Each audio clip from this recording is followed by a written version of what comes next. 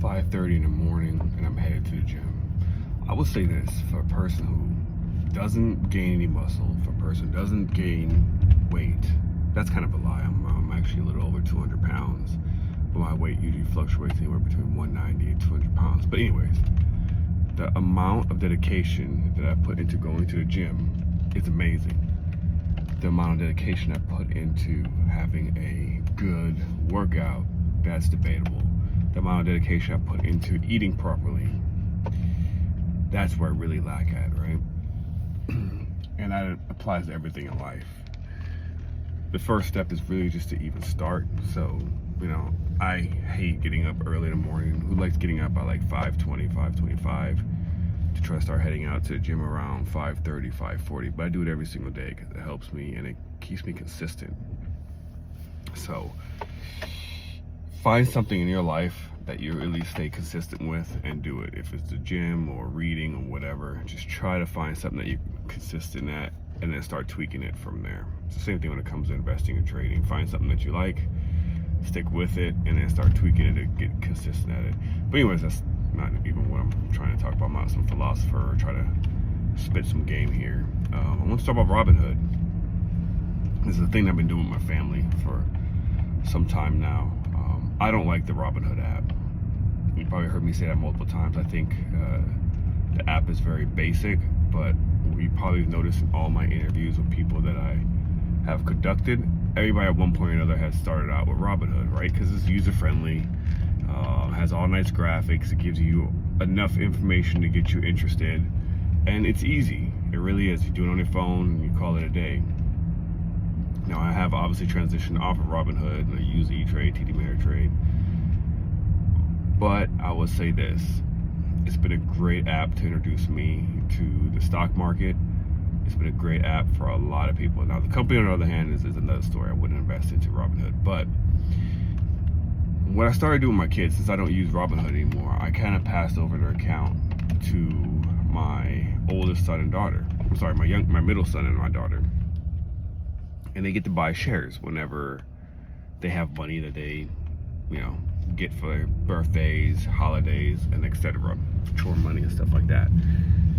And they actually enjoy investing into certain companies. My son, I believe, is investing in Target, Roblox, Walmart, and Nike. So he likes to invest into things that he knows. And at least it gets them somewhat interested.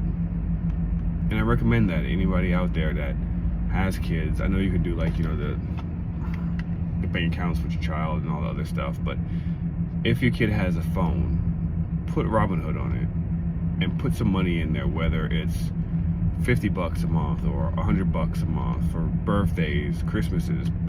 Ask family members who typically always give them cash, like, hey, just deposit some money into Robinhood, and it gives them an opportunity to get into the stock market and get interested and pique their interest into following companies and investing. And what I have noticed though with kids, they're notoriously good at just investing money and then forgetting about it. Like, they don't ask me every single day, how's my stocks doing? Is it up? Is it down? They just like to invest into it, and then you can show it to them when it's up. Obviously, I haven't shown their account since, beginning of this year. But it's a good way to kind of introduce them to the stock market and just get them interested, literally interested. They have it on their phone, they can look, they can do some research, and that's something that we didn't have as a kid. You gotta remember, like, a lot of us probably weren't taught financial literacy. If you were, you're definitely lucky. Your family was way ahead of the game, they did the right thing. I didn't have that. Most people that I know didn't have that. Most people that I know now still don't even invest, or they think that investing is a scam. So, it just kind of depends what time era you grew up in, right? But yeah, I just kind of want to share that. I noticed that's how my kids got into it. Again, they're not like super active. They don't ask me every single day, but it did pique their interest, and they do invest their money, and they don't mind. It's interesting seeing my kids literally say, oh, for birthday, if I get $100, I use 20 and I invest the other 80. That to me is just amazing, because they're ahead of the game by God knows how many years than I ever was. So just want to kind of share that with everybody. on the way to the gym, and it's probably not safe. That's how much I love y'all. Alright, peace out.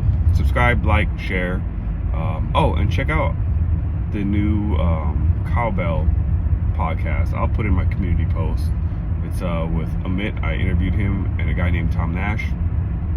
Alright, I know Tom Nash too. I'm dropping his interview this week, so check it out. I was trying to stay all, cryptic, like I didn't know who Tom Nash is. Yeah, I'm dropping his interview this Thursday, but they're doing a podcast every single day, it looks like, at 10 a.m., which is awesome. Those guys, the work ethic when it comes to podcasting and creating content is definitely amazing. Hopefully one day I get to that level, but I gotta get to work. So peace out.